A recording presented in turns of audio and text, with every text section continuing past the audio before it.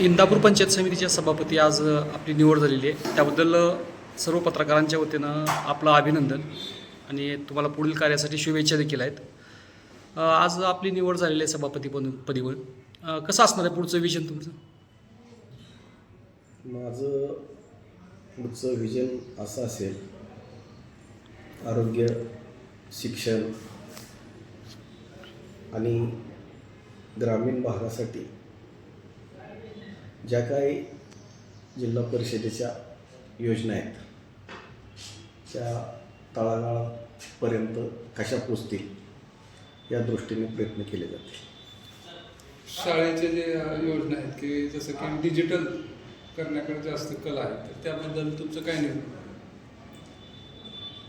माझ्या माहितीप्रमाणे model school हा एक कन्सेप्ट आहे.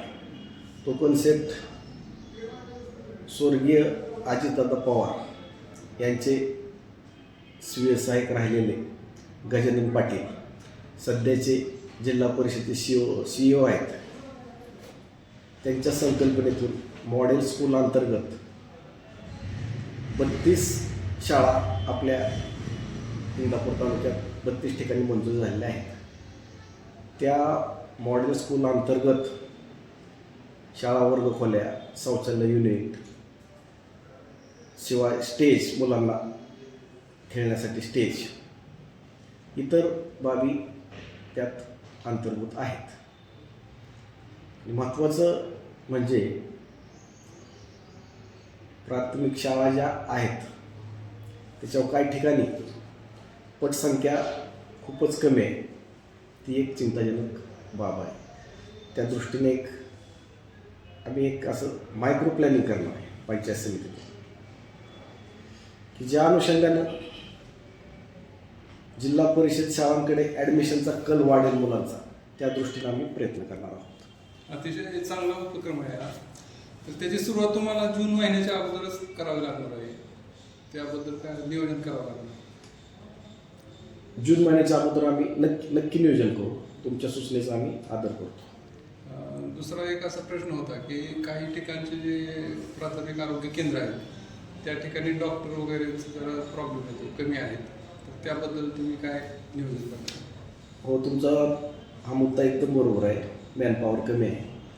पण ही झाली एक बाजू.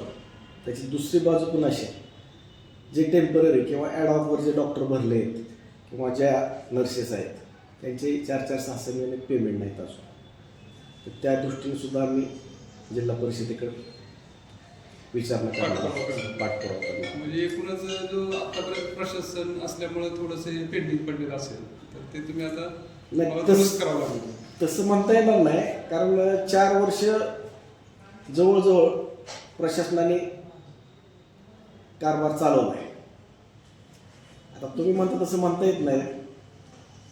कदाचित त्यांचा पाठपुरावा कमी पडला असेल किंवा शासनाकडे निधी अपुरा असेल, हे सुद्धा कारण असू शकते. आता उन्हाळ्यात पाण्याची समस्या येऊ शकते, त्या संदर्भात काय आपण नियोजन करणार आहात? आता आम्हाला कालच आदरणीय भाऊंनी, मामांनी सुद्धा फोनवर सांगितलं आहे की अल निनोचा प्रभाव आपल्या भारत देशावर जाणवणार आहे.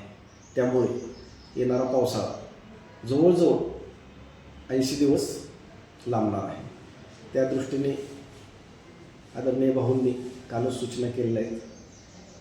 प्रत्येक गावातून टंचाई आराखडा तयार कराय सूचना करा. सरपंचाची एक मीटिंग बोलवा.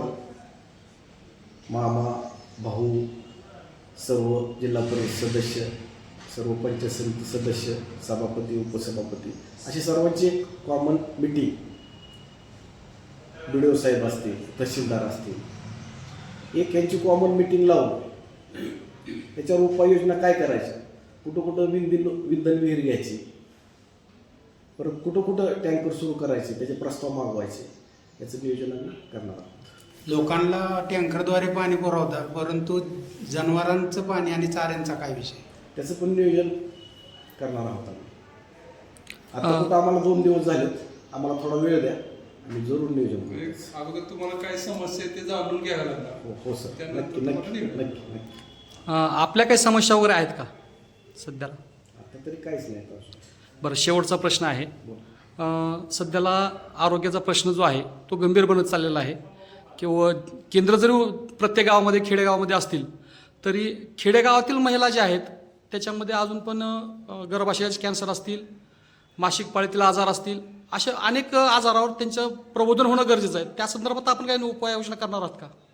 हो, त्या संदर्भात आम्ही गावोगाव कॅम्प लावणार आहोत. आणि सध्याचा महत्त्वाचा महिलांना भेडसावणारा प्रश्न ब्रेस्ट कॅन्सर महत्त्वाचा.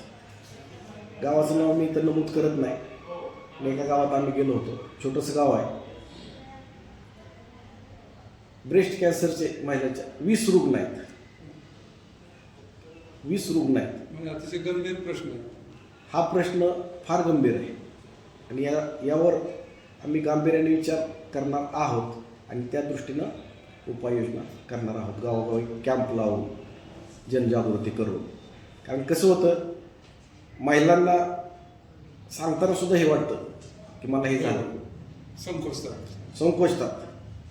त्या दृष्टीने आम्ही गावोगावी कॅम्प लावून आमच्या ज्या प्रशासनातील सगळे अधिकारी आहेत त्यांना गावोगावी जाऊन जनजागृती करण्यासाठी आम्ही प्रवृत्त करणार आहोत. आणखीन एक प्रश्न आहे की तालुक्यात बरेचसे बचत गट आहेत महिलांचे आणि ते जे काय काय प्रोडक्ट पण ते तयार करतात, तर त्यांच्यासाठी काय बाजारपेठ वगैरे तुमचं काय आहे का नियोजन उपलब्ध करून देण्यासंदर्भात?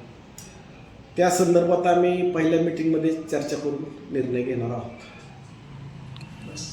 धन्यवाद. थँक्यू.